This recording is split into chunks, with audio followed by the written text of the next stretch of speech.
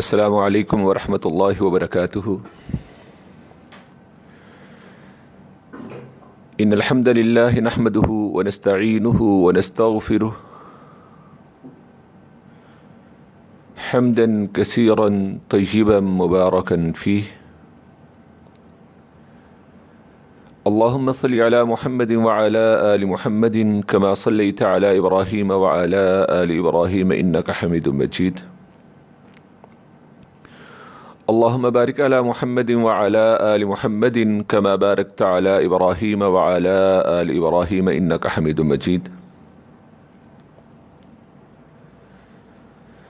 أما بعد فأعوذ بالله السميع الأليم وبوجهه الكريم وسلطانه القديم من الشيطان الرجيم من همزه ونفخه ونفثه۔ بسم الله الرحمن الرحيم۔ إن هذا القرآن يهدي للتي هي أقوم ويبشر المؤمنين الذين يعملون الصالحات۔ وقال الله تبارك وتعالى في مقام آخر: يا أيها الناس قد جاءتكم موعظة من ربكم وشفاء لما في الصدور وهدى ورحمة للمؤمنين۔ وقال النبي صلى الله عليه وسلم: خيركم من تعلم القرآن وعلمه، أو كما قال النبي صلى الله عليه وسلم۔ اللہ رب العالمین سے یہ دعا کرتے ہوئے اللہم الہمنا رشدنا واعذنا من شرور انفسنا، اللہم ارنا الحق حقا وارزقنا اتباعه وارنا الباطل باطلا وارزقنا اجتنابه۔ دورہ قرآن کا باقاعدہ آغاز کر رہے ہیں۔ اللہ رب العالمین ہمارے دلوں کو قرآن کے لیے محفوظ مقام بنا دے، ہمارے دل واہ ہو جائیں، انشراح صدر ہو جائے، اور قرآن اور اس کے مفاہیم، اس کے معانی، اس کا ترجمہ اور اس کی تفسیر ہمارے دل کے اندر اتر جائے، محفوظ ہو جائے، اور اس قرآن کے ذریعہ سے اللہ رب العالمین ہماری زندگیوں کے اندر تبدیلی لاتے ہوئے ہمیں حقیقی معنوں میں باعمل مسلمان جو ہے وہ بنا دے۔ آج کی جو ہماری کلاس ہوگی اس کا مختصر سا تعارف کہ آج ہمارا نصاب کیا ہوگا، کیا پیٹرن ہوگا،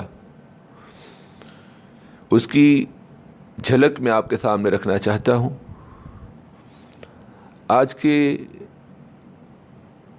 دورہ قرآن میں، آج کی کلاس میں سب سے پہلے ہم کتاب اللہ کا تعارف حاصل کریں گے، اور اس کے ساتھ ساتھ ہمارے دورہ قرآن کے کچھ امتیازی پہلو ہوں گے، یعنی کہ یہ دورہ قرآن مکمل کا مکمل انہی گائیڈ لائنز کے اندر رہ کے کیا جائے گا۔ اس میں سے ایک توحید کی ایک قسم اسماء و صفات کے حوالے سے، اور اس میں لوگوں نے جو افراط و تفریط کی ہوئی ہے اور اس میں جو غلط مبحث اور خلط مبحث ہوا ہے، اس کے اوپر انشاءاللہ العزیز گفتگو جو ہے وہ ہماری جاری رہے گی۔ اور اس دورہ قرآن کا جو دوسرا امتیازی پہلو ہے وہ ہے کہ قرآن صرف ایک سننے کی یا سمجھنے کی کتاب نہیں ہے، بلکہ قرآن ایک عملی کتاب ہے۔ اور اس قرآن میں اللہ رب العالمین نے جو سابقہ اقوام کے قصص و واقعات بیان کیے ہیں، ان میں ہمارے لیے کیا سبق ہے، اور ہم بھی آج وہی غلطیاں تو نہیں کر رہے ہیں کہ جو غلطیاں ان تباہ شدہ اقوام نے کیں تو اللہ کا عذاب ان کے اوپر آیا اور اللہ کے عذاب کا کوڑا ان کے اوپر چلا، اللہ کی سخت اور شدید پکڑ ان کے اوپر آئی تو وہ تباہ و برباد ہو گئے۔ تو کیا آج حاملین قرآن ہوتے ہوئے ہم بھی انہی غلطیوں میں مبتلا تو نہیں ہوئے کہ جن غلطیوں کی بنا پہ اللہ رب العالمین نے یہود سے اقوام کی قیادت و سیادت واپس لی اور اللہ نے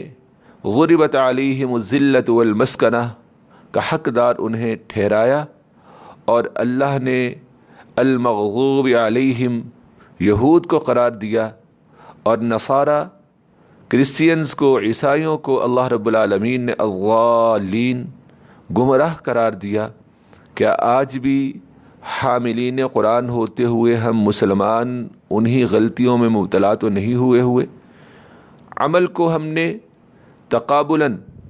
اور کمپیریٹیولی ہم نے دیکھنا ہے کہ کیا ہم بھی آج انہی کی ڈگر پہ اور ان کے نقش قدم پہ نہیں چلے ہوئے۔ اور اس میں اللہ رب العالمین نے موجودہ امت مسلمہ کے لیے جو سامان عبرت رکھا ہوا ہے اس کو انشاءاللہ العزیز جہاں جہاں قرآن نے بیان کیا ہے میں آپ کے سامنے بڑی ہی وضاحت کے ساتھ اجاگر کرنے کی کوشش کروں گا، تاکہ اس قرآن کو جو اللہ نے ایک عملی کتاب بنا کے ہمیں دی تھی ہم اس کے اوپر عمل پیرا ہو سکے۔ یہ تو دو چیزیں، توحید اسماء و صفات اور قرآن میں جو اللہ نے تقابل کیا ہے سابقہ اقوام کا اور جو ان کی تباہی کے حالات و واقعات ذکر کیے ہیں، ان میں ہمارے لیے کیا سبق ہے، کیا ہمارے لیے سامان عبرت ہے، یہ تو پورے دورہ قرآن کے اندر جو ہے وہ انشاءاللہ العزیز جاری رہے گا۔ آج کی کلاس کے اندر سب سے پہلی چیز کتاب اللہ کا تعارف ہوگا، اور پھر اس کے بعد سورۃ الفاتحہ کا تعارف اور تفسیر ہوگی، اور اگر وقت باقی بچا تو انشاءاللہ العزیز سورۃ البقرہ کا تعارف اور اس کی ابتدا بھی آج کے دن ہم اپنی کلاس کا آغاز کتاب اللہ کی تعارف سے ہم کر رہے ہیں، کیونکہ یہ قرآن اللہ کی کتاب ہے اور اسی کے بارے میں ہم نے ترجمہ و تفسیر جو ہے وہ ہم نے جاننا ہے۔ تو اس لیے میں ضروری سمجھتا ہوں کہ ابتداً اس کتاب اللہ کا ایسا جامع اور مختصر تعارف آپ کے سامنے رکھ دوں تاکہ ہمارے ذہنوں میں اس قرآن کی عظمت، سربلندی، مقام، شان وہ جاگزی ہو جائے، اور اس قرآن کے لیے ہمارے دلوں کے اندر ایک محبت اور الفت کے جذبات جو پہلے سے موجود ہیں ان کے اندر مزید بہتری آ جائے، اور قرآن کے ساتھ ہمارا دلی تعلق جو ہے وہ پہلے سے مضبوط تر اور مضبوط ترین جو ہے وہ ہو جائے۔ تو قرآن مجید کے مطالعے اور اس سے استفادہ حاصل کرنے کے لیے یہ بات ضروری ہے کہ ہم سب سے پہلے اس قرآن کے بارے میں یہ بات جان لیں کہ قرآن اپنا تعارف خود کس طرح سے کرواتا ہے، اور پھر قرآن کے بارے میں ہمیں یہ معلوم ہونا چاہیے کہ اس قرآن کا منبع اور سرچشمہ کیا ہے، یہ قرآن کس ذات باری تعالیٰ کی طرف سے نازل شدہ ہے، اور یہ کس ہستی کا کلام ہے، اور اس قرآن کے نزول کس ذریعے سے ہوئے اور کس شخص پر اللہ نے اس قرآن کو نازل کیا، اور اس شخص پر جناب محمد الرسول اللہ صلی اللہ علیہ وآلہ وسلم پر اللہ نے کس فرشتے کے ذریعہ سے اس قرآن کو نازل فرمایا۔ اور یہ بھی ہمیں معلوم ہونا چاہیے کتاب اللہ کے تعارف میں کہ اس قرآن کا مقصد نزول کیا ہے، اور قرآن کی آمد کی غرض و غایت اور مقاصد کیا ہیں، اور قرآن کے تعارف کا ہی ایک پہلو یہ بھی ہے کہ ہمیں یہ معلوم ہونا چاہیے کہ یہ انسانوں تک براہ راست اور بلا واسطہ پہنچا ہے یا کسی کے ذریعہ سے پہنچا ہے۔ اگر کسی واسطہ کے ساتھ پہنچا ہے تو پھر قرآن انسانوں تک پہنچانے کے لیے اس واسطے کی ضرورت کیوں پیش آئی؟ جب تک ان تمام بنیادی باتوں کا تعارف ہم حاصل نہیں کر سکیں گے اس وقت تک ہم قرآن کو اچھی طرح سے اپنے اذہان و قلوب کے اندر جگہ نہیں دے پائیں گے۔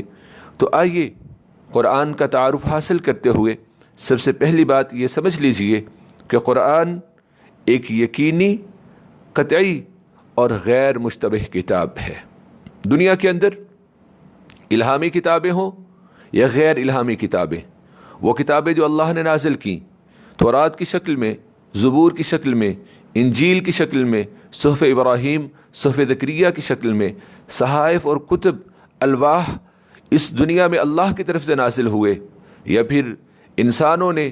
ان کتابوں کو تحریر کیا، لکھا، الہامی غیر الہامی جتنی بھی دنیا کے اندر کتابیں ہیں ان میں سے ایک ہی کتاب واحد ہے جو کہ یقینی بھی ہے، قطعی بھی ہے اور غیر مشتبہ بھی ہے۔ یہ قرآن کی سب سے اہم اور بنیادی خصوصیت اور امتیاز ہے، اور اس کا یقین اور غیر مشتبہ ہونا، اس کے بارے میں قرآن خود جو ہے وہ اپنے اندر ہی بیان فرماتا ہے۔ اور اللہ فرماتے ہیں ذالک الکتاب لا ریب فیہ، اللہ فرماتے ہیں وتفسیر الکتاب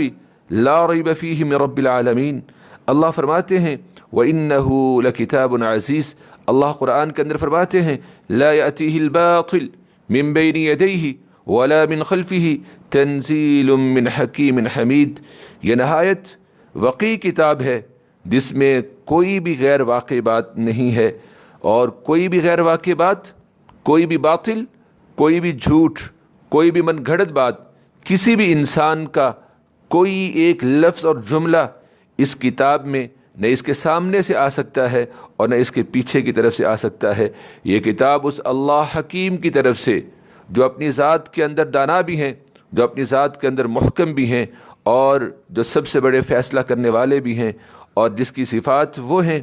کہ جس کی صفات کی ہمیشہ تعریف کی گئی ہے، اس اللہ کی طرف سے یہ نازل کی گئی ہے۔ اسی طرح قرآن ایک یقینی، قطعی اور غیر مشتبہ کتاب ہے۔ اللہ رب العالمین قرآن کے اندر سورہ ہود میں بیان فرماتے ہیں کتاب احکمت آیاتہ ثم فصلت من لدن حکیم خبیر، یہ ایک عظیم کتاب ہے کہ جس کی آیات محکم ہیں، مضبوط ہیں، اور پھر ان کتاب کی تفصیل، ان کی تفسیر، ان کی وضاحت، ان کی ایکسپلینیشن اس اللہ کی طرف سے ہے جو کہ حکیم دانا بھی ہے اور باخبر بھی ہے۔ قرآن کی صفات میں، قرآن کے اوصاف حمیدہ میں، قرآن کے تعارف میں دوسری بات وہ یہ ہے کہ قرآن محکم بھی ہے اور مفصل بھی ہے۔ محکم اور مفصل کا مطلب کیا ہے؟ کہ اس قرآن کے اندر دین کے اصول اور کلیات بیان کیے گئے ہیں، اور وہ علم جو انسان کی دنیاوی اور اخروی کامیابی و کامرانی کے لیے ضروری ہے،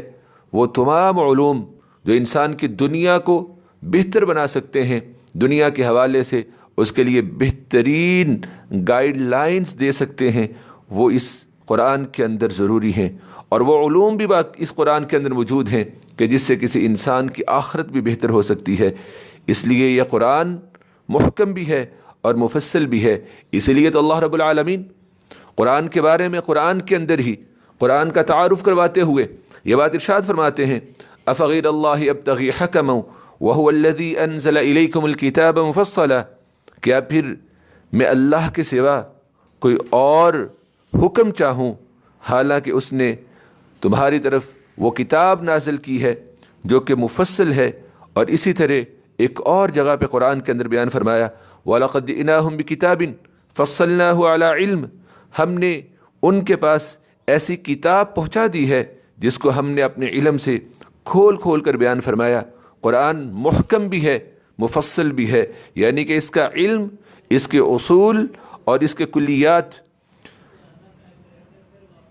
پختہ ہیں، اور اس کے اندر دانائی موجود ہے اور تفصیل بھی موجود ہے۔ اللہ فرماتے ہیں تلک آیات الکتاب الحکیم، یہ ایک محکم کتاب ہے۔ قرآن کے تعارف میں تیسری بات جو ہمیں جاننی ہے وہ یہ ہے کہ قرآن ہی وہ کتاب واحد ہے جو حق و باطل کی امتیازی کسوٹی ہے۔ یہ واحد سکیل ہے، یہ واحد پیرامیٹر ہے جس کے ذریعے سے حق اور باطل جو ہے وہ سمجھ آتا ہے۔ اللہ رب العالمین فرماتے ہیں تبارک الذی نزل الفرقان علی عبدہ لیکون للعالمین نذیرا، بڑی بابرکت ہے وہ ذات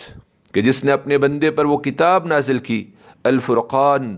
جو کہ فرق کرنے والی ہے۔ کیسا فرق کرنے والی؟ کہ قرآن مجید میں ایمان و کفر، ہدایت و ضلالت، حق و باطل، جائز و ناجائز، صحیح و غلط، حلال و حرام، یقین و ظن، توحید اور شرک میں قیامت تک کے لیے ایسا فاصلہ اور امتیاز،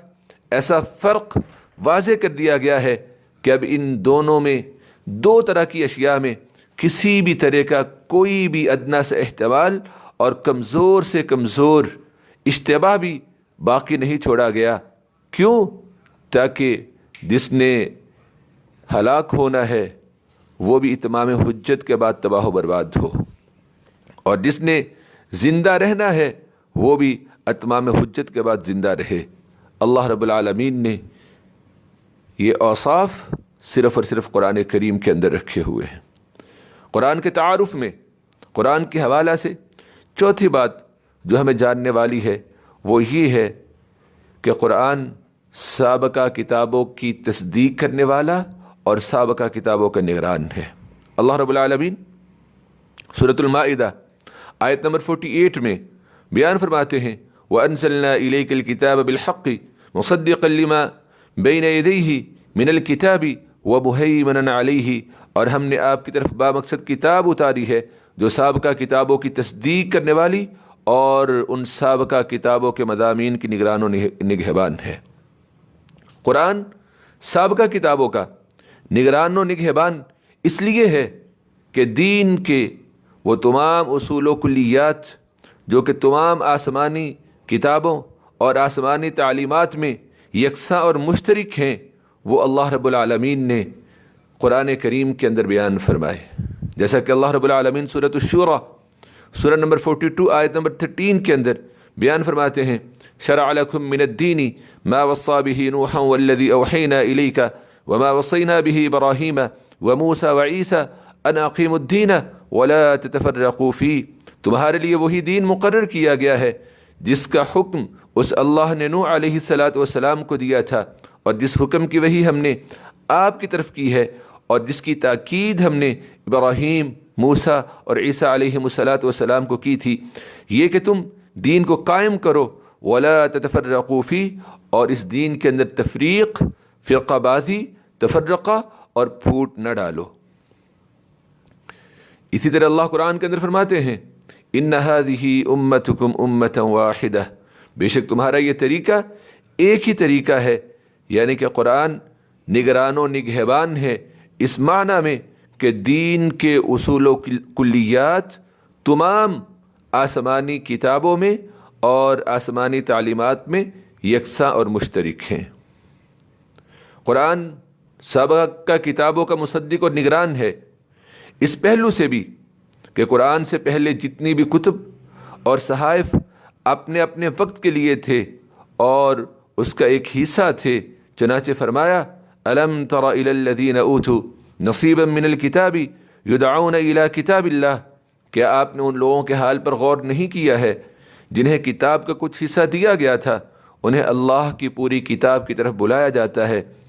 اس لیے قرآن سے پہلے جتنی بھی کتابیں اور صحائف تھے وہ ایک خاص وقت تک محفوظ رہے، مگر بعد میں وہ صحائف اور کتب محفوظ نہ رہ سکیں اور وہ کتب اور صحائف تحریف و تغیر کا شکار ہو گئے، اور اب ان کے اندر جو سابقہ کتب اور صحائف تھے، جو تعلیمات درست نازل کی گئی تھیں اور جن کی آئندہ کے انسانیت کے لیے ضرورت بھی تھی، اللہ رب العالمین نے منوعاً یا پھر ان کے اندر تبدیلیاں کر کے ان کو قرآن کے اندر بیان کر دیا اور واضح بھی کر دیا کہ یہ حکم اس کیفیت اور شکل میں پہلی امتوں کے لیے بھی نازل کیا گیا تھا۔ قرآن سابقہ کتابوں کا مصدق اور نگران ہے اس معنی میں کہ قرآن دائمی صحیفہ اور آخری کتاب ہے۔ اس قرآن میں دین کے تمام اصول و ضوابط کامل شکل میں پوری طرح آ گئے ہیں، اسی لیے اس قرآن کے اندر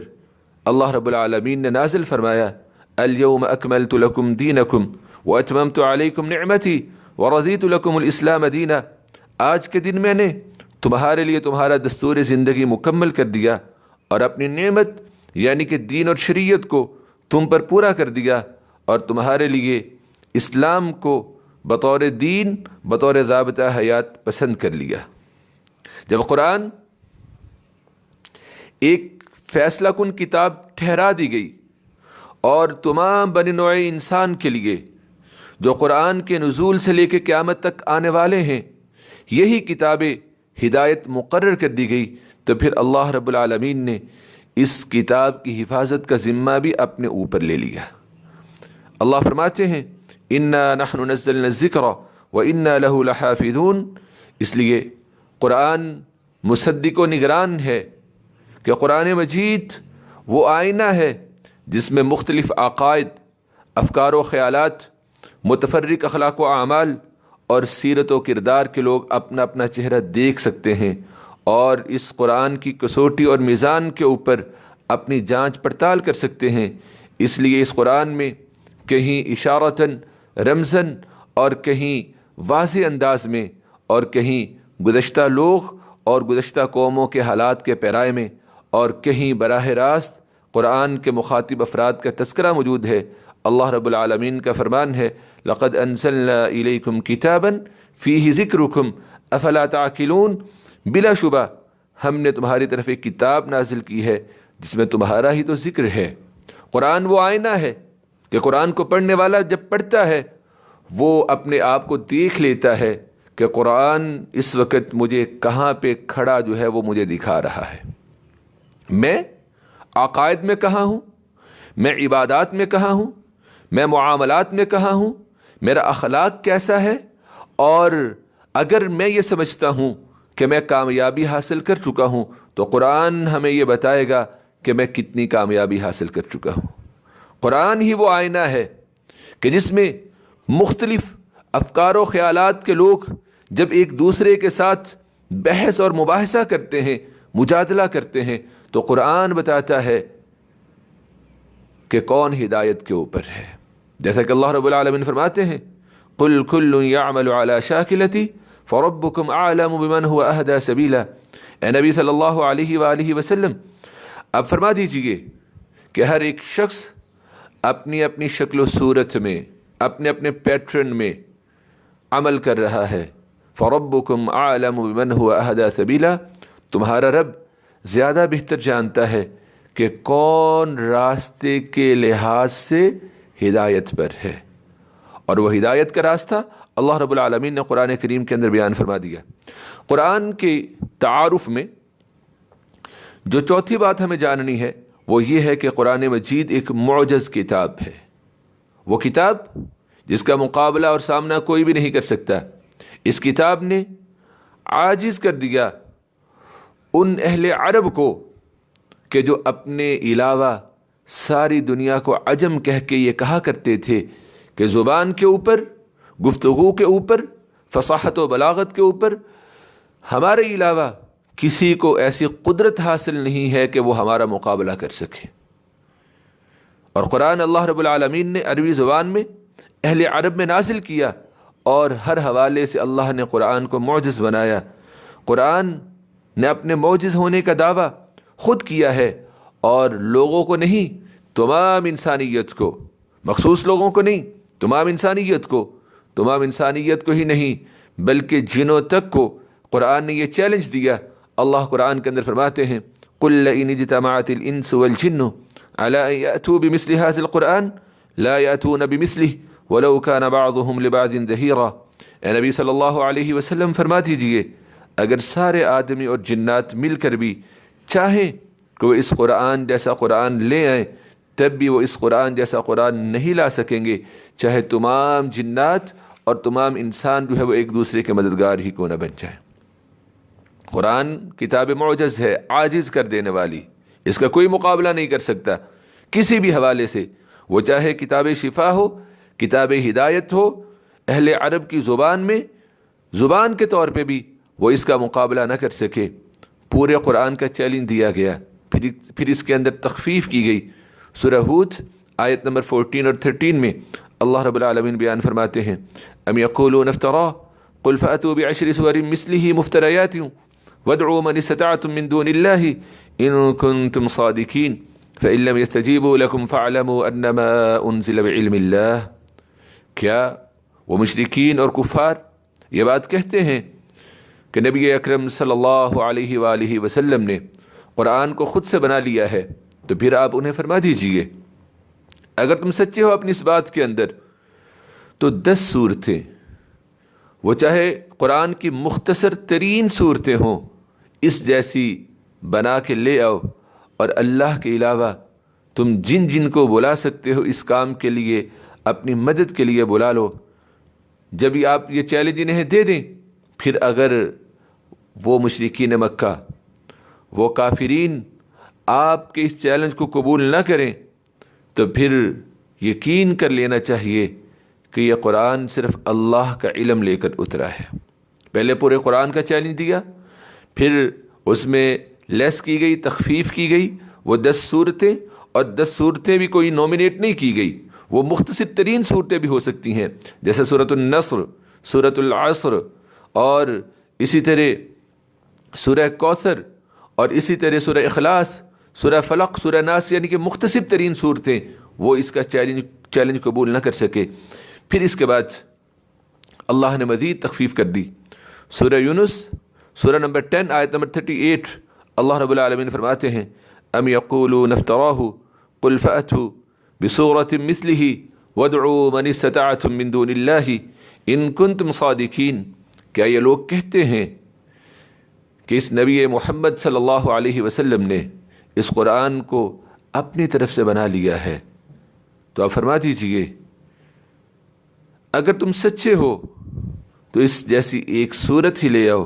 اور اللہ کے سوا جن کو تم بلا سکتے ہو ان کو تم بلا لو. رسول اللہ صلی اللہ علیہ وآلہ وسلم سے پہلے جس قدر بھی انبیاء اور رسول گزرے، ان سب کو اللہ تعالیٰ نے ایسے ایسے معجزات سے نوازا تھا جو ان کی نبوت اور رسالت کی دلیل بن سکتے تھے. چونکہ ان کی نبوت اور رسالت ایک محدود وقت اور ایک مخصوص قوم کے لیے ہوتی تھی، اس لیے ان کے معجزات ان کے ہاتھوں ظاہر ہوتے، اور ان انبیاء کے جانے کے ساتھ ہی ان معجزات کا خاتمہ ہو جاتا تھا. لیکن سرتاج رسول سید الانبیاء جناب محمد الرسول اللہ صلی اللہ علیہ وسلم کی نبوت اور رسالت عالمگیر اور دائمی ہے. جب تک یہ دنیا قائم ہے آپ کی رسالت برقرار رہے گی. اسی لیے اللہ رب العالمین نے آپ کو بہت سے معجزے دیے، لیکن تمام معجزوں کا سردار اور سب سے بڑا معجزہ جو قیامت تک باقی رہنے والا ہے، وہ اللہ نے آپ کو قرآن کی شکل میں دیا. آپ صلی اللہ علیہ وآلہ وسلم نے فرمایا، صحیح البخاری فضائل القرآن کے اندر حدیث نمبر 4981، حضرت ابو ہریرہ رضی اللہ تعالیٰ عنہ راوی ہیں، فرماتے ہیں رسول اللہ صلی اللہ علیہ وسلم نے فرمایا ما من الانبیاء نبی الا اعطی من الآیات ما مثلہ آمن علیہ البشر وانما كان الذی اوتیتہ وحیا اوحاہ اللہ الیہ. ہر نبی کو ایسا معجزہ دیا گیا جس کی بنا پر لوگ اس نبی پر ایمان لا سکتے تھے، اور جو معجزہ مجھے دیا گیا وہ ایک ایسی وحی ہے جو کہ اللہ نے میری طرف کی ہے، اور وہ وحی کیا ہے؟ وہ قرآن کریم ہے. اس لیے جب مشرکین مکہ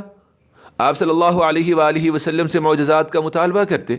اور ہم یہ بات جانتے ہیں کہ مشرکین مکہ نے بہت سے معجزات کا مطالبہ بھی کیا، سوالات بھی کیے، اور ان سوالات کے جواب میں اللہ قرآن نازل بھی کرتے رہے. چاند کا 2 ٹکڑوں میں تقسیم ہو جانا یہ مشرکین مکہ کے مطالبہ کے اوپر تھا. جب وہ معجزات کا مطالبہ کرتے تو اللہ رب العالمین نے پھر انہیں ایک جامع جواب دیا. اللہ سورہ عنکبوت آیت نمبر 51 میں بیان فرماتے ہیں اولم یکفہم انا انزلنا علیک الکتاب یتلی علیہم ان فی ذلک لرحمۃ وذکری لقوم یؤمنون. کیا یہ بطور نشانی قرآن، بطور نشانی ان کے لیے کافی نہیں ہے کہ ہم نے آپ پر ایسی کتاب اتاری ہے جو کہ کامل ہے، اور جو کتاب انہیں پڑھ کر سنائی جاتی ہے؟ بے شک اس کتاب میں ان لوگوں کے لیے رحمت اور یاد دہانی یعنی کہ نصیحت ہے جو کہ اس کتاب کے اوپر ایمان رکھنے والے ہیں. اہل کتاب یہود و نصارہ اور مشرکین کو قرآن کا ہم مثل لانے کا چیلنج کیا گیا، پھر یہ چیلنج 10 صورتوں تک کم کیا گیا، پھر یہ صرف ایک صورت تک کر دیا گیا۔ حق یہ ہے، سچائی یہ ہے کہ کوئی کلام یا کتاب قرآن یا اس کی کسی صورت کی مثل اس وقت تک نہیں ہو سکتی ہے جب تک اس کے اعجاز کے تمام پہلوؤں اور اس کی تمام خصوصیات کی حامل نہ ہو۔ بنانے والوں نے بنایا، لکھنے والوں نے لکھا، جھوٹے نبوت کے دعوے داروں نے، اسود عنسی نے، مسیلمہ کذاب نے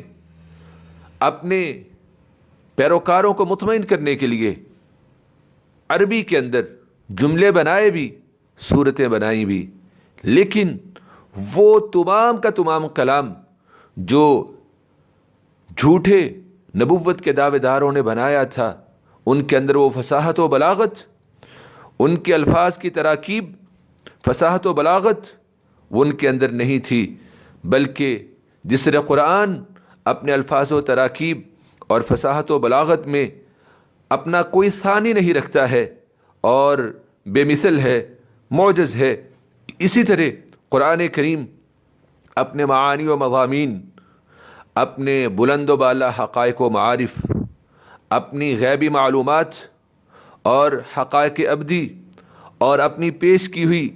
دینی، اخلاقی، معاشی، معاشرتی اور مدنی و اجتماعی تعلیمات میں بھی مکمل سراپا معجزہ ہے۔ یہاں تک کہ قرآن اپنے اثرات و نتائج، اپنی انقلاب انگیزی اور اپنی پیش گوئیوں میں بھی لاجواب ہے۔ اگر صرف الفاظ اور تراکیب میں، جو کہ اس قرآن کریم کے اعجاز کا صرف ایک پہلو ہے، قرآن کے معجز ہونے کے بہت سے پہلو ہیں، لیکن اگر صرف اسی ایک پہلو میں جو کہ الفاظ اور تراکیب میں ہے، اس میں بھی اہل عرب اس کا مقابلہ نہیں کر سکا، تو پھر وہ تمام پہلو کہ جن کے اندر معانی و مضامین، بلند پایہ حقائق و معارف، غیبی معلومات، حقائق ابدی، پیش کی ہوئی دینی، اخلاقی، معاشی، معاشرتی اور مدنی و اجتماعی تعلیمات اور اثرات و نتائج، اپنی انقلاب انگیزی اور پیش گوئیاں، یہ تمام چیزوں کے اندر پھر قرآن کا کوئی مقابلہ کیسے جو ہے وہ کر سکتا ہے؟ وہ اہل عرب جو اپنی زباندانی کے اوپر بڑا فخر کیا کرتے تھے اور اپنے سے علاوہ پوری دنیا کو عجم، گونگا کہا کرتے تھے کہ ان کو زباں کے اوپر قدرت ہی نہیں ہے، ہم زباں کے اوپر مکمل ملکہ رکھتے ہیں، وہ تمام کے تمام اہل عرب مل کر بھی صرف اس قرآن کے الفاظ و تراکیب کا مقابلہ نہ کر سکے۔ اعجاز قرآن کے حوالے سے اللہ رب العالمین نے اس قرآن کو جو خصوصیات دی ہیں، ان میں سب سے بڑی اور بنیادی بات، سب سے بڑا اور بنیادی معجزہ اس قرآن کا اعجاز وہی ہے کہ یہ قرآن ایک مکمل، جامع، تمام پہلوؤں کے حوالے سے ایک زندگی کا دستور اور زندگی کا نظام پیش کرتا ہے۔ قرآن حکیم نے ایمان، عقائد، افکار و نظریات، بزنس، اکانومی، حکومت اور مینجمنٹ، وہ گھر کے حوالے سے ہو، وہ ملک کے حوالے سے ہو، معاشرت و معاملات، علم و عمل، غرض کے کسی بھی انسان کی زندگی کے کوئی بھی پہلو ہوں، وہ دین کے حوالے سے ہوں، دنیا کے حوالے سے ہوں، اس کی دونوں زندگی کے دونوں پہلوؤں کے متعلق ایسا آخری ہدایت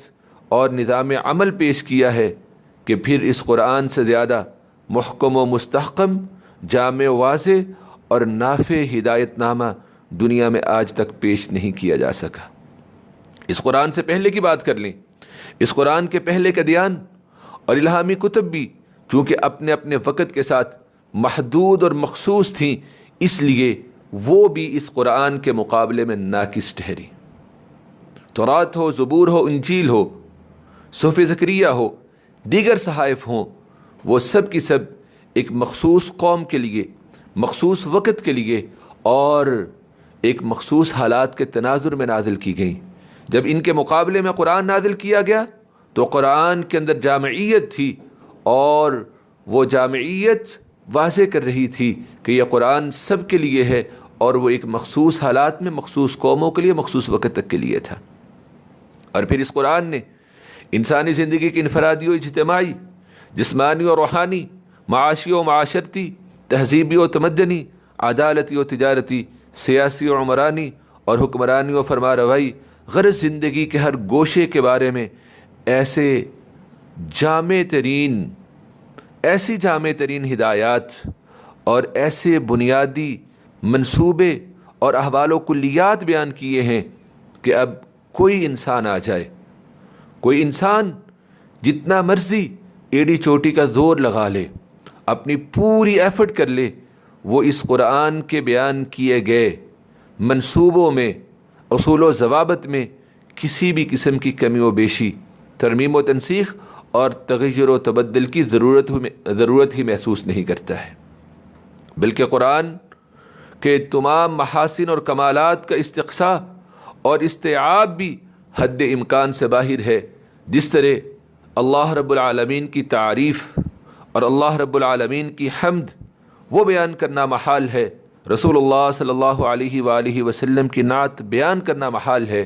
اسی طرح اس قرآن کے محاسن و اوصاف کے اوپر لوگوں نے ضخیم کتابیں تحریر کی، سینکڑوں جلدوں کے اندر، ہنڈریڈز والیومز میں بکس جو ہیں وہ لکھی گئیں، اور جن میں سے بہت سی ابھی تک پرنٹنگ کے پروسیجر میں بھی نہیں آ سکی ہیں، اور ہر آنے والا شخص اس قرآن کے محاسن و اوصاف اور کمالات کے اوپر اپنے ذہن اور سوچ کے مطابق تحریر کرتا بھی ہے، لیکن کوئی بھی انسان یہ نہیں کہہ سکتا ہے کہ یہ کتاب ایسی کتاب ہے، کہ یہ ایسی جامع ہے کہ اب اس کے بعد قرآن کی تعریف کرنا ہی ممکن نہیں رہا۔ کوئی بھی انسان آتا ہے اور قرآن کی وہ تعریف، اوصاف اور محاسن بیان کرتا ہے کہ گزشتہ کتابیں جو ہیں وہ ان کے سامنے ماند پڑتی ہوئی نظر آتی ہیں۔ تو حضرات، یہ قرآن کریم اپنے اندر وہ تمام پہلو لیے ہوئے ہے کہ جن کا سامنا کوئی بھی نہیں کر سکتا ہے، اعجاز کے پہلو۔ اور اب آئیے بات کو سمیٹتے ہوئے ہم قرآن کے اس پہلو کو ہم جانتے ہیں کہ جو قرآن ہدایت کا انقلابی پہلو اپنے اندر لیے ہوئے ہے۔ قرآن ایک ایسی قوم کے اندر آیا کہ اگر قرآن سے پہلے ہم اس قوم کے حالات و واقعات پڑھتے ہیں تو آج کمپیریٹیولی ہمیں یہ بتایا جاتا ہے کہ قرآن سے پہلے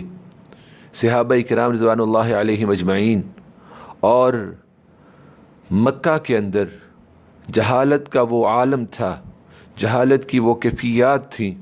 جو کہ آج کی انسانی زندگی کے اندر ان کو دیکھنا محال اور ناممکن ہے۔ لیکن اس قرآن نے کوئی زیادہ طویل عرصہ نہیں، چند سال کے عرصوں کے اندر، چند سال کے عرصہ میں اس قرآن نے اس پورے معاشرہ کو تبدیل کر کے رکھ دیا،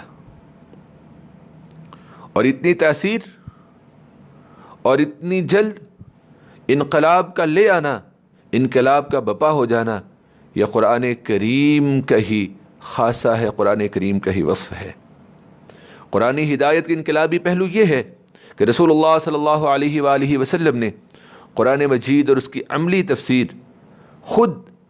اپنی سیرت سے کر کے،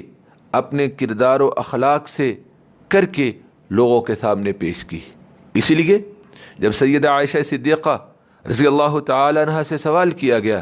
کہ رسول اللہ صلی اللہ علیہ وآلہ وسلم کا خلق کیا ہے، خلق مین آپ کا کردار کیا ہے، آپ کا اخلاق کیا ہے، تو سیدہ عائشہ صدیقہ رضی اللہ تعالی عنہا نے جواب دیا کان خلقہ القرآن، کہ آپ صلی اللہ علیہ وسلم کی سیرت، آپ کا کردار، آپ کا اخلاق، آپ کی پوری زندگی کا ہی مجسم نمونہ ہے۔ اور آپ صلی اللہ علیہ وآلہ وسلم نے اپنے اس کردار کے ساتھ،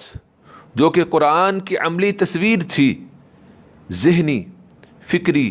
اعتقادی، روحانی، اخلاقی، نفسیاتی، معاشرتی، اجتماعی اور وہ سیاسی انقلاب بپا فرمایا کہ سینکڑوں سال بعد بھی اگر کوئی انسان یہ لکھنے بیٹھتا ہے کہ دنیا کے عظیم ترین انسان کون ہیں، وہ چاہے اس کی فگر 100 رکھے، 100 سے کم رکھے، 100 سے زیادہ رکھے، تو سب سے اوپر ٹاپ لسٹ، ٹاپ پرائرٹی میں ایک ہی نام آتا ہے، اور وہ جناب محمد الرسول اللہ صلی اللہ علیہ وسلم ہے۔ اور آپ صلی اللہ علیہ وآلہ وسلم نے اپنی سیرت سے یہ انقلاب کس طرح سے بپا کیا کہ آپ صلی اللہ علیہ وآلہ وسلم کی سیرت ساری کی ساری قرآن کی جھلک اور قرآن کی عکاس تھی، قرآن کا پرتو تھی۔ آپ صلی اللہ علیہ وآلہ وسلم سے پہلے اور نہ ہی آپ صلی اللہ علیہ وآلہ وسلم کے بعد اتنا عظیم انقلاب اتنے کم تر عرصے کے اندر اس کی نظیر اور مثال نہیں ملتی ہے، اور یہ سب کا سب قرآن کا ہی انقلابی ہدایت کا پہلو ہے کہ اس انقلاب کے زیر اثر جو افراد اور جماعتیں وجود میں آئیں، ان میں سے ہر جلیل القدر صحابی، خصوصی طور پہ عشرہ مبشرہ اور پھر محدث اعظم جناب حضرت ابو ہریرہ رضی اللہ تعالی عنہ، عبادلہ اربعہ جناب عبداللہ ابن عباس، عبداللہ ابن مسعود، عبداللہ ابن عمر اور عبداللہ ابن زبیر، اور ان کے علاوہ ہر ایک صحابی انفرادی طور پر خود میں علوم دین کا مستقل سرچشمہ ہے۔ مختصر سے وقت میں جناب ابو ہریرہ رضی اللہ تعالی عنہ اگر دیکھا جائے تو رسول اللہ صلی اللہ علیہ وسلم کی معیت میں انہوں نے کتنا وقت گزارا۔ جناب عبداللہ ابن مسعود رضی اللہ، جناب عبداللہ ابن عباس رضی اللہ تعالی عنہ، صحیح بخاری کے اندر روایت ہے، وہ فرماتے ہیں کہ جب رسول اللہ صلی اللہ علیہ وآلہ وسلم حجۃ الوداع کے موقع پہ حج کرنے کے لیے تشریف لائے ہوئے تھے، انا ناہزت الاحتلام، میں اس وقت بلوغت کے قریب تھا، لیکن آپ دیکھیے کہ یہ کم عمر صحابہ اور بڑی عمر کے صحابہ، خلفائے راشدین اور عشرہ مبشرہ اور عبادلہ اربعہ، یہ اپنی زندگی کے اندر، اپنی ذات کے اندر رسول اللہ صلی اللہ علیہ وسلم کی صحبت کی وجہ سے، آپ صلی اللہ علیہ وسلم کے تلمیذان رشید ہونے کی وجہ سے، آپ صلی اللہ علیہ وآلہ وسلم کے شاگرد ہونے کی وجہ سے، کہ وہ استاد کتنا اعلیٰ ہوگا کہ جس کے شاگرد اپنی ذات میں ایک مستقل سرچشمہ علوم و دین بن چکے تھے، اور وہ استاد، ان کی زندگی جو ہے وہ ساری کی ساری قرآن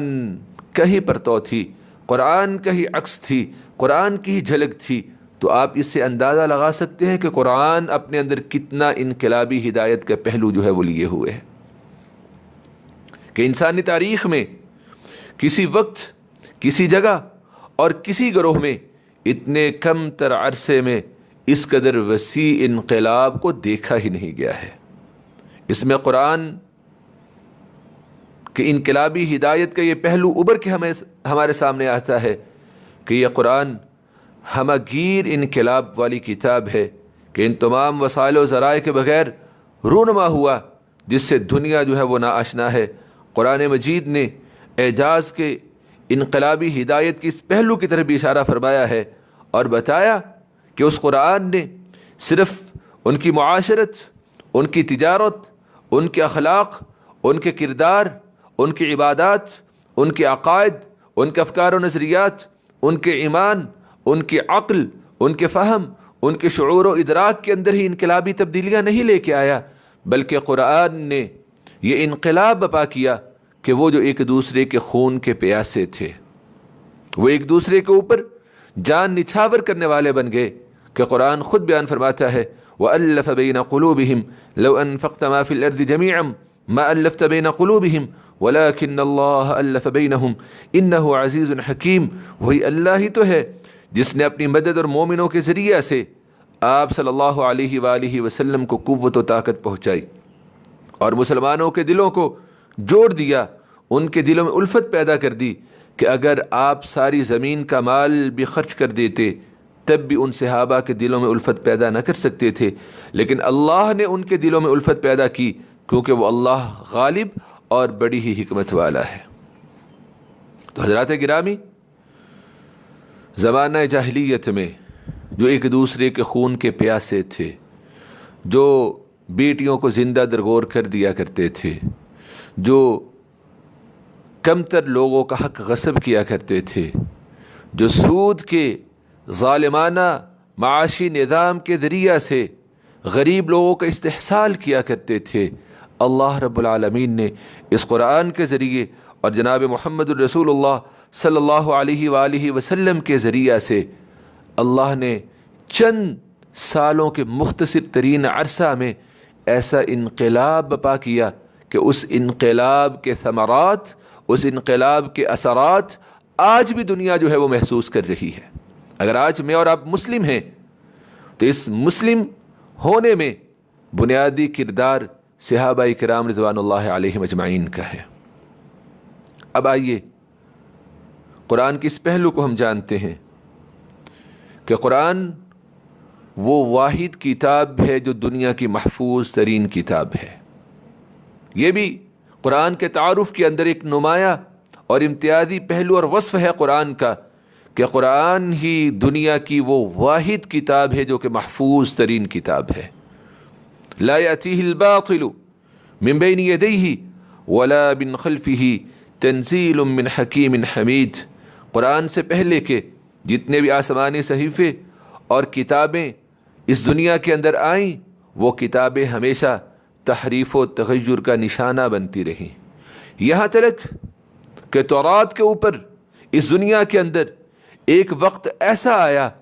کہ جب پوری 1 صدی دنیا کے اندر تورات کا وجود نہیں ملتا ہے۔ جب بخت نصر نے بیت المقدس کے اوپر، یہود کے اوپر حملہ کیا اور ہیکل سلیمانی کو گرا دیا اور جتنے بھی تورات کے نسخے تھے ان کو اکٹھا کر کے جلا دیا، پورا 1 سال جو ہے وہ تورات روئے زمین کے اوپر ہمیں نہیں ملتی ہے۔ یہ جو آج کے تورات کے ورژن ہمیں ملتے ہیں، یہ سب کے سب لوگوں کے اپنے بنائے ہوئے ہیں۔ اور آپ کیا سمجھتے ہیں کہ اہل اسلام کے اوپر، مسلمانوں کے اوپر ایسی آفتیں نہیں آئی ہیں؟ یہ کل کی بات ہے۔ سوویت یونین میں، روس میں، اور اس وقت روس کے تحت جتنی بھی کتابیں تھیں، جتنی بھی ریاستیں تھیں، ان ریاستوں کے اندر قرآن کو ایک بک کی شکل میں، ایک کتاب کی شکل میں رکھنے کے اوپر پابندی تھی، لیکن ان لوگوں نے ایک دوسرے سے قرآن کو سنا، سیکھا اور یاد کیا۔ اور آج بھی ترک کے اندر، ترکی میں مصطفیٰ کمال کی حکومت کے بعد پابندیاں تھیں، مساجد کے اوپر پابندیاں، اذان کے اوپر پابندیاں، قرآن کو یاد کرنے اور قرآن کو بطور کتاب گھر کے اندر رکھنے کے اوپر پابندیاں تھیں۔ اور آج ترک کے اندر، ترکی میں ایسے لوگ موجود ہیں جو کہ قرآن کے حافظ تو بہترین ہیں، لیکن قرآن کو اوپر سے دیکھنا انہیں نہیں آتا، دیکھ کے پڑھنا انہیں نہیں آتا ہے۔ کیوں؟ کہ انہوں نے قرآن کو ایک دوسرے سے سنا، ایک دوسرے سے سیکھا، زبانی سیکھا۔ اللہ رب العالمین نے اس قرآن کو اس طرح سے محفوظ کیا ہے۔ یعنی کہ یہ مثالیں صرف بخت نصر کی یا تورات اور انجیل کے حوالے سے نہیں ہیں، قرآن کے حوالے سے بھی دنیا کے اندر ایسی مثالیں موجود ہیں، لیکن پھر بھی اس قرآن کے زیر اور زبر کے اندر کسی طرح کی تبدیلی نہیں کی جا سکی ہے۔ یہ حفاظت قرآن کا پہلو ہے کہ سابقہ کتابیں تحریف و تغیر کا نشانہ بنتی رہیں، تلف اور تباہی کا ہدف بنتی رہیں، لیکن اللہ رب العالمین نے قرآن کو ان چیزوں سے محفوظ رکھا۔ یہودی مورخین اس بات کا خود اعتراف کرتے ہیں کہ جب پہلی دفعہ بابل کے بادشاہ بخت نصر نے ریاست یہودیہ پر 586 قبل مسیح میں حملہ کیا اور بیت المقدس کو آگ لگا دی، تو اس میں تمام تورات کی تختیاں اور آل موسیٰ آل ہارون کے تبرکات محفوظ کر رکھے تھے، وہ سب کے سب جو ہے اس میں جل گئے۔ اسی طرح انجیل کو آپ دیکھ لیجئے، جو انجیل کا اس وقت کا جو ورژن ہے، عہد نامہ جدید جسے کہا جاتا ہے، وہ اس کے اولڈ ورژن سے بھی گیا گزرا ہے۔ اور پھر اس وقت قرآن تو ایک کتاب واحد کی شکل میں موجود ہے، انجیل ایک کتاب واحد کی شکل میں موجود نہیں ہے، مختلف اناجیل لکھی گئیں، اور پھر 4 اناجیل کے اوپر جو ہے ان کا اتفاق ہوا، اور آج بھی عیسائیوں کے، کرسچنز کے مختلف فرقے اپنے لیے الگ الگ انجیل جو ہے وہ رکھتے ہیں، اور امت مسلمہ بھی ان کے نقشے قدم پہ چلتے ہوئے مختلف فرق کے اندر بٹی ہوئی ہے، لیکن کوئی بھی فرقہ اپنا الگ قرآن نہیں رکھتا ہے۔ ہاں، وہ اپنی سمجھ کے مطابق، اپنے فہم کے مطابق، اپنے فرقہ کے مطابق قرآن کی تفسیر کے اندر تو، رائے کے اندر تو اپنی من چاہی تبدیلی کر لیتا ہے، نہ تو وہ قرآن کے معنی میں تبدیلی کر سکا ہے، نہ قرآن کے الفاظ و حروف کے اندر، اس کی آیات کے اندر، اس کی صورتوں کے اندر تبدیلی کر سکا ہے، باوجود اتنا اختلاف ہونے کے اور امت مسلمہ کے 73 فرقوں میں تقسیم ہو جانے کے باوجود بھی آج قرآن ایک ہی ہے۔ یہ قرآن کی حفاظت کا وہ پہلو ہے جو آپ کو دنیا کے اندر کسی اور کتاب کے حوالے سے نہیں ملے گا، اور یہ اس لیے کہ اللہ رب العالمین نے اس قرآن کی حفاظت کا ذمہ خود لیا ہوا ہے۔ اللہ فرماتے ہیں اِنَّا نَحْنُ نَزَّلْنَا الذِّكْرَ وَإِنَّا لَهُ لَحَافِظُونَ، اور اللہ فرماتے ہیں لَا يَأْتِيهِ الْبَاطِلُ مِن بَيْنِ يَدَيْهِ وَلَا مِن خَلْفِهِ۔ ان دو آیات میں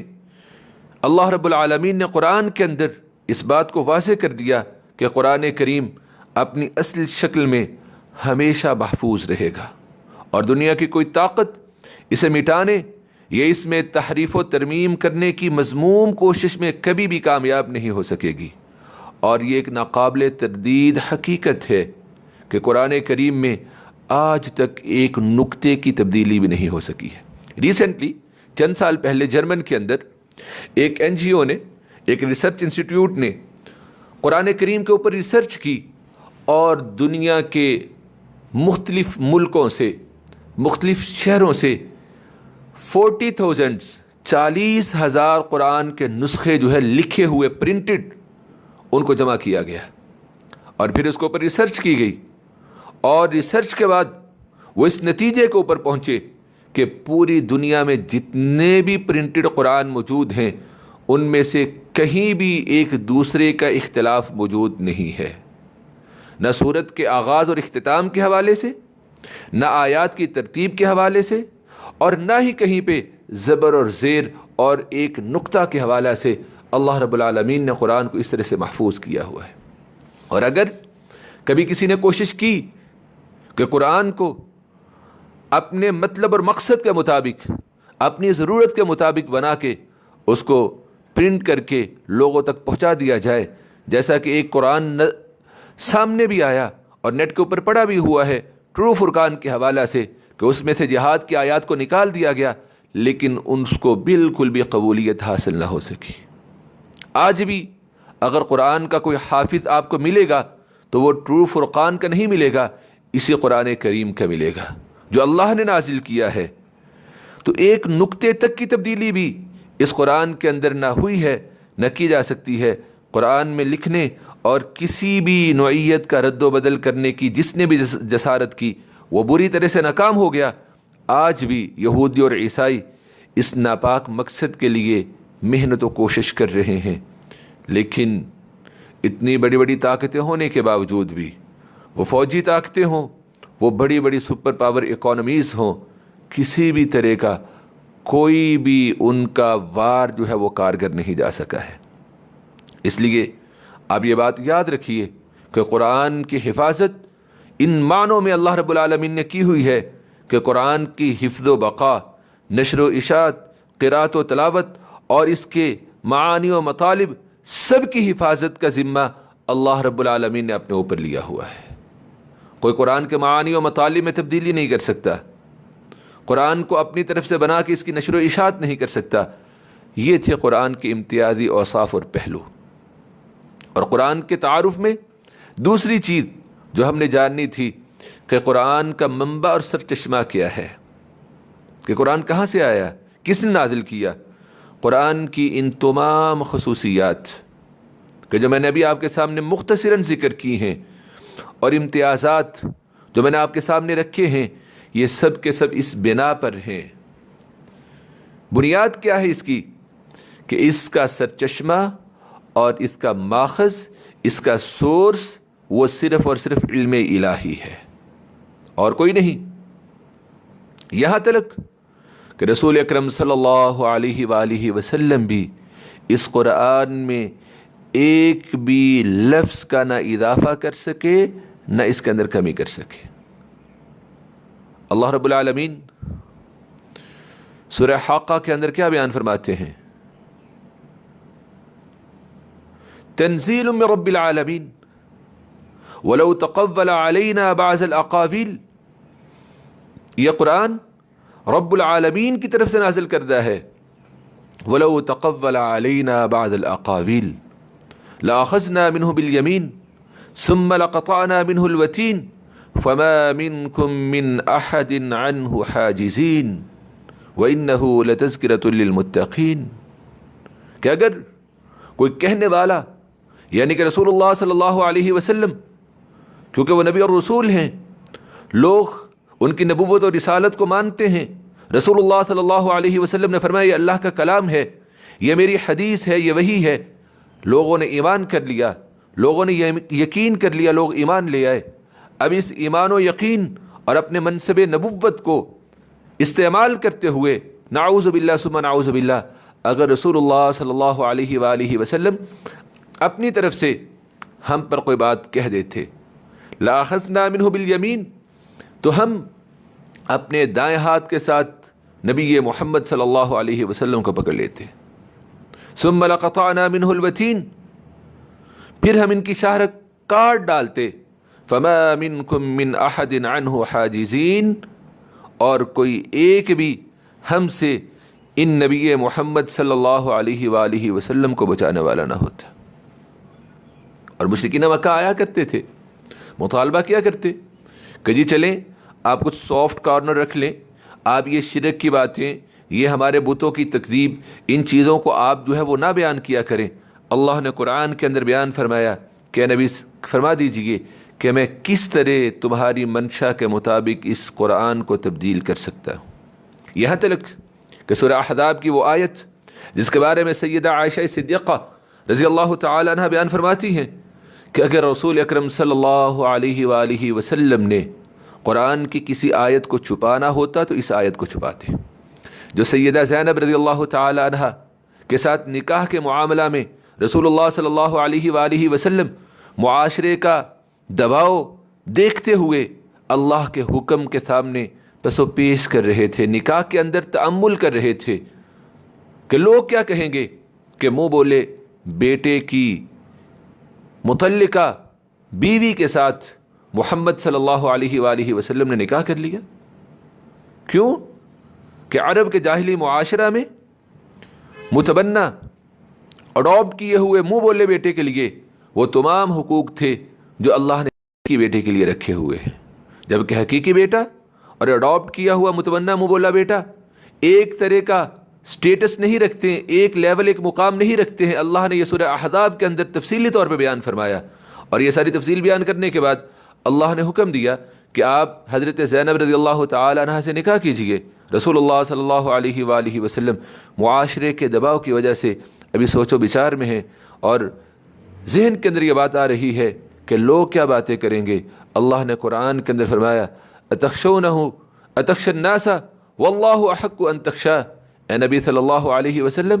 آپ کے انسانوں سے ڈر رہے ہیں جبکہ اللہ زیادہ حق رکھتے ہیں کہ آپ ان سے ڈریں۔ سیدہ عائشہ صدیقہ رضی اللہ تعالی عنہ بیان فرماتی ہیں کہ اگر رسول اللہ صلی اللہ علیہ وسلم نے قرآن کی کوئی آیت چھپانی ہوتی، بیان نہ کرنی ہوتی، تو وہ سورہ احزاب کی اس آیت کو بیان نہ کرتے۔ تو قرآن کے اندر یہ تمام خصوصیات، تمام امتیازات اس بنا پر ہیں کہ اس قرآن کا منبع اور ماخذ صرف اور صرف علم الہی ہے، اس کا سورس علم الہی ہے، اور اس کے نازل ہونے کا واسطہ بھی ذریعہ وحی ہے، اور قرآن وہ سرچشمہ ہے جو ہر قسم کے، اور قرآن جس جگہ سے آیا، جو منبع قرآن کا جو منبع اور سرچشمہ ہے وہ سرچشمہ ہے کہ جو ہر قسم کے عیب و نقص، شک و شبہ، ریب و ارتیاب، ظن و تخمین اور تعارض و اختلاف سے یکسر پاک ہے، کیونکہ اللہ کا علم اصلی اور ابدی ہے، اور وہ اللہ رب العالمین کہ جہاں سے یہ قرآن آیا ہے جس اللہ کی یہ کلام ہے وہ اللہ رب العالمین خالق کائنات ہونے کے اعتبار سے انسان اور اس انسان کی فطرت کا خالق ہے، اور انسان کی ہر طرح کی ضروریات اور اس کے مسائل و مشکلات سے پوری طرح آگاہ ہے۔ اس لیے تو اللہ قرآن کے اندر فرماتے ہیں الا یعلم من خلق۔ آج انسان یہ بات کرتا ہے کہ جی دیکھیے دین اسلام قرآن آج سے 14th سینچریز پہلے 1400 سال پہلے تقریباً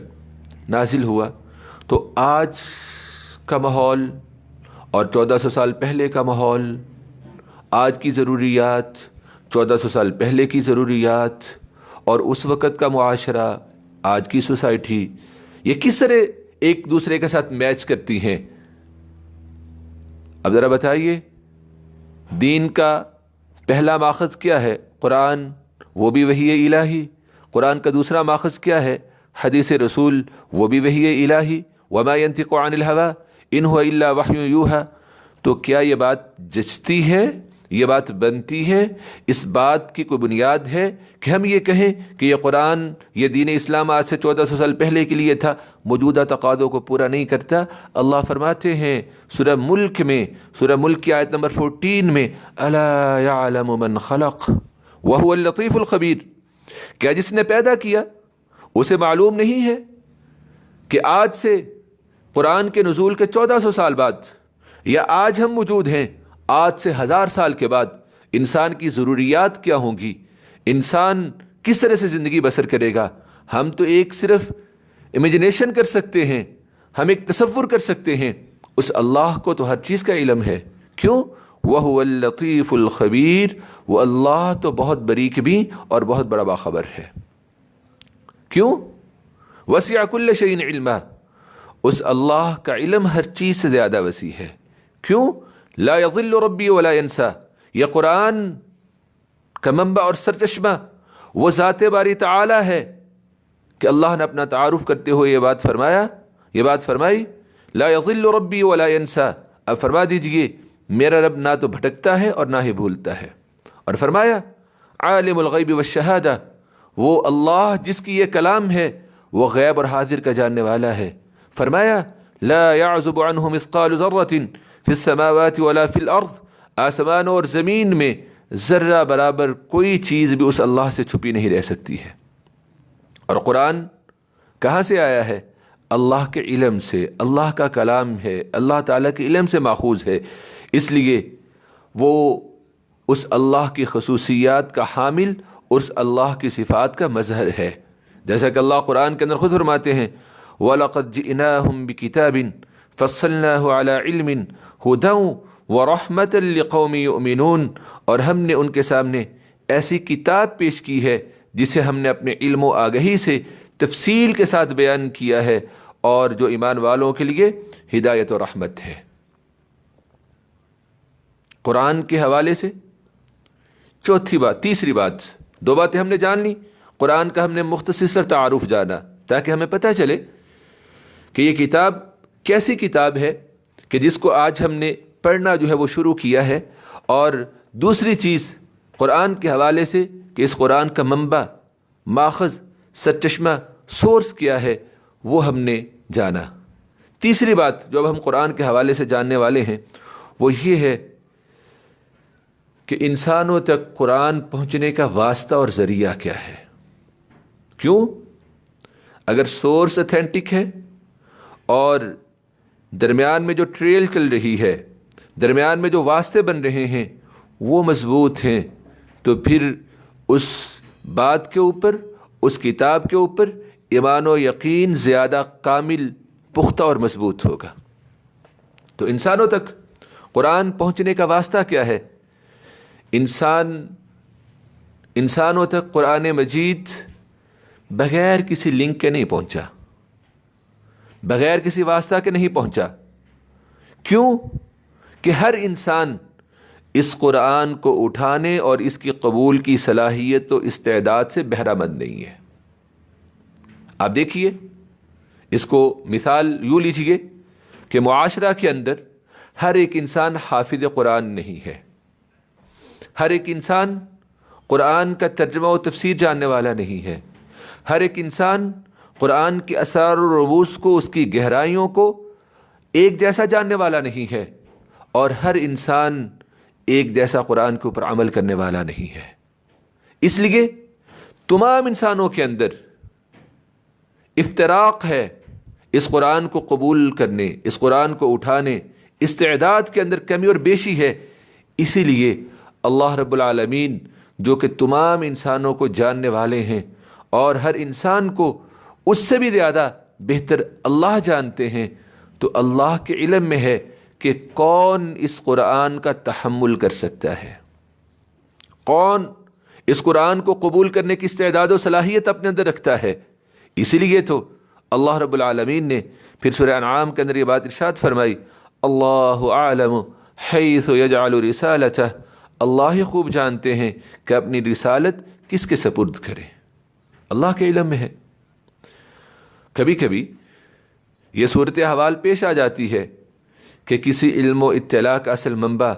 اور سرچشمہ تو مکمل طور پہ کلیئر، کلین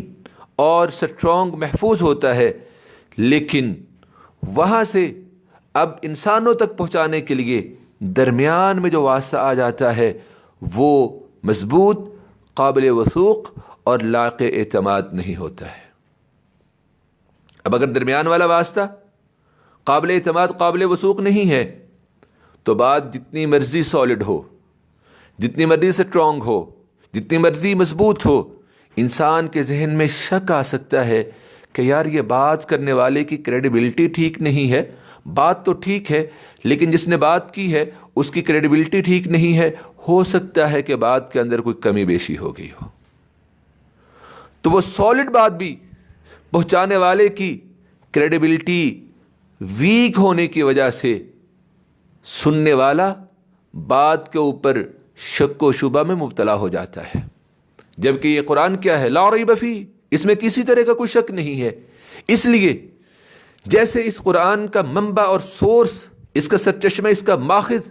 بیسک ماخذ وہ مضبوط ہے، اسی طرح اب اس اللہ سے انسانوں تک پہنچانے کا جو ذریعہ اور واسطہ ہے وہ بھی قابل وثوق اور قابل اعتماد ہونا چاہیے۔ اور اتنا قابل اعتماد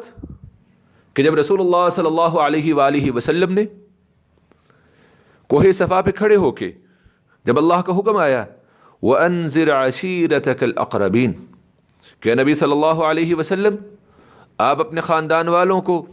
آپ اپنے رشتہ داروں کو ڈرائیے، ان تک اللہ کی توحید کا پیغام پہنچائیے، تو رسول اللہ صلی اللہ علیہ وسلم کوہ صفا پہ گئے، آپ نے جا کے آواز لگائی، یا صباحا یا صباحا یا صباحا۔ یہ ایک انداز ہوا کرتا تھا جو عرب کے لوگوں کو اکٹھا کرنے کے لیے آواز لگایا کرتے تھے۔ سبھی آگے آنے کے بعد رسول اللہ صلی اللہ علیہ وآلہ وسلم نے پوچھا کہ بتاؤ، اگر میں تمہیں کہوں کہ اس پہاڑ کے پیچھے ایک لشکر کھڑا ہوا ہے جو ابھی نکلے گا اور آنن فنن تمہارے اوپر حملہ آور ہو جائے گا، کیا تم اس بات کو مان لو گے؟ انہوں نے کہا جی ضرور مانیں گے۔ پھر رسول اللہ صلی اللہ علیہ وآلہ وسلم نے فرمایا هل وجدتمونی صادقا او کاذبا، بتاؤ تو صحیح، کیا تم نے میری گزشتہ زندگی میں جو تقریباً 42 سال کے قریب ہے، 42 سال سے کچھ کم ہے، اس ساری زندگی میں کیا تم نے مجھے سچا پایا ہے یا جھوٹا پایا ہے؟ سب کا ایک ہی جواب تھا، ما جربنا علیک الا صدقا، کہ نبی محمد صلی اللہ علیہ وسلم ہمارا آپ کے بارے میں ایک ہی تجربہ ہے کہ آپ کی زبان سے جب بھی نکلا ہے سچ ہی نکلا ہے۔ یہاں تک کہ اس پورے عمل کو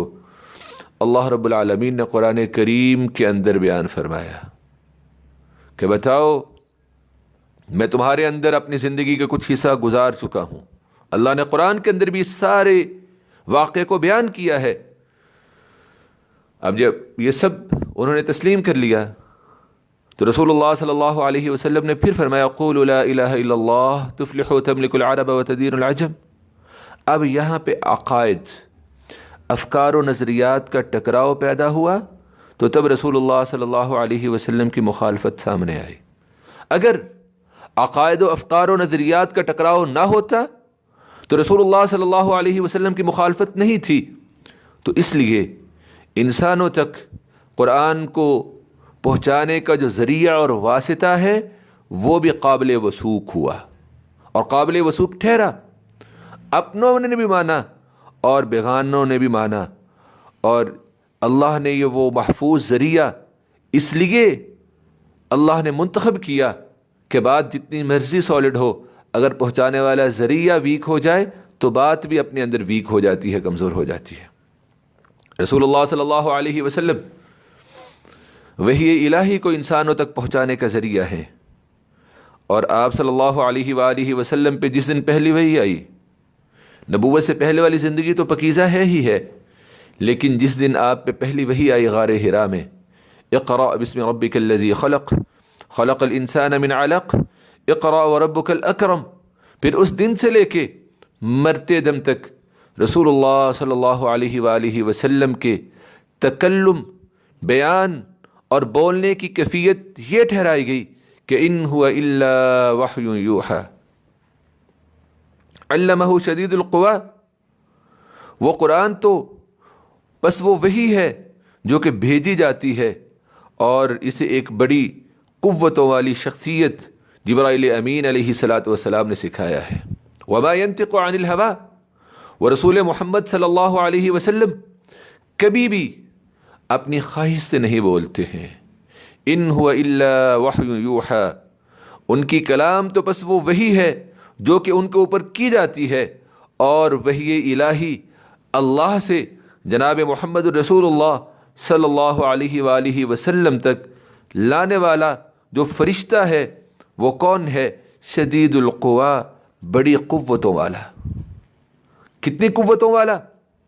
اس فرشتے کا تعارف کیا ہے؟ اللہ سورۃ التکویر کی آیت نمبر 21 میں بیان فرماتے ہیں ذی قوت عند ذی العرش مکین مطاع ثم امین، وہ فرشتہ بڑی ہی قوت والا اور صاحب عرش کے ہاں بڑا درجہ رکھنے والا ہے، اور وہاں اس کا کہا مانا جاتا ہے، اور وہ فرشتہ قابل اعتماد ہے۔ اب منبع بھی اتھینٹک اللہ رب العالمین، اللہ سے لے کے رسول اللہ صلی اللہ علیہ وسلم تک جو فرشتے آئے وہ بھی قوت و طاقت والے، اللہ کے مطیع و فرما بردار، اور رسول اللہ صلی اللہ علیہ وآلہ وسلم بھی اتھینٹک، یہاں تک پہنچا۔ اب یہاں تک پہنچنے کے بعد اس قرآن کا بیان کیسے کیا گیا، اس قرآن کی وضاحت کیسے کی گئی؟ اللہ رب العالمین سورہ قیامہ آیت نمبر 16 اور 17 میں بیان فرماتے ہیں لا تحرق به لسانك لتعجل به ان علينا جمعه وقرآنه فإذا قرأناه فاتبع قرآنه ثم ان علينا بيانه۔ اس وحی کو لینے کے لیے اپنی زبان کو تیز تیز حرکت نہ دیں تاکہ آپ اسے جلد سے جلد لے سکیں، بلکہ اس وحی کو آپ کے سینے میں جمع کرنا اور پھر جمع کرنے کے بعد آپ کو پڑھانا ہمارے ذمے ہے۔ ثم ان علینا بیانہ، پھر اس کی وضاحت، توضیح، تفسیر وہ بھی ہمارے ذمہ ہی ہے۔ اور یہ بات میں نے پہلے ذکر کی ہے کہ جب مشرکین مکہ رسول اللہ صلی اللہ علیہ وسلم سے مطالبہ کرتے کہ آپ قرآن کو تبدیل کر دیجئے،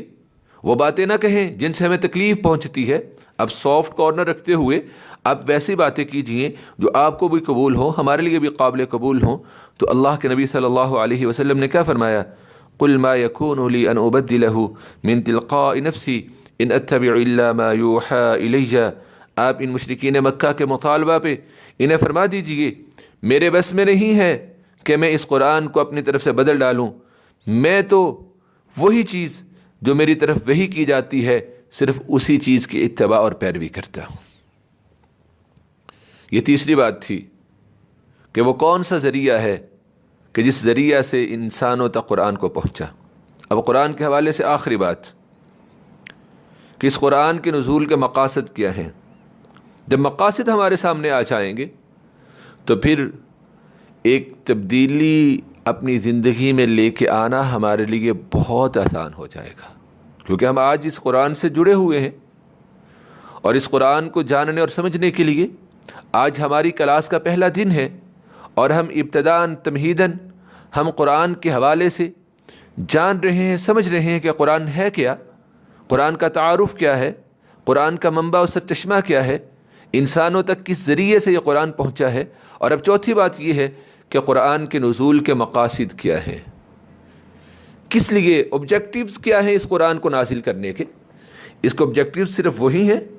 جو ہم نے سمجھ لیے کہ چلیں بیٹی کو رخصت کرنا ہے، ایک بہترین مخملی غلاف کے اندر بہت مہنگا پرنٹڈ خوبصورت پیج والا ہم قرآن لیں اور بیٹی کے سر کے اوپر اس کو رکھتے ہوئے قرآن کے سایہ میں ہم بیٹی کو رخصت کر دیں کہ جی بہت بابرکت کتاب ہے۔ یا پھر قرآن اس لیے ہے کہ ہماری جوڈیشری کے اندر، عدالتوں کے اندر، عدالتی نظام میں اس کے اوپر ہاتھ رکھ کے گواہی دی جائے۔ قرآن کے آبجیکٹیوز، مقاصد اس کے نازل ہونے کے کیا یہ ہیں کہ اس کو رقیہ کا ذریعہ بنا کے صرف اس کو بطور وظیفہ، بطور دم جو ہے وہ سن لیا جائے، وہ پڑھ لیا جائے، یا قرآن کے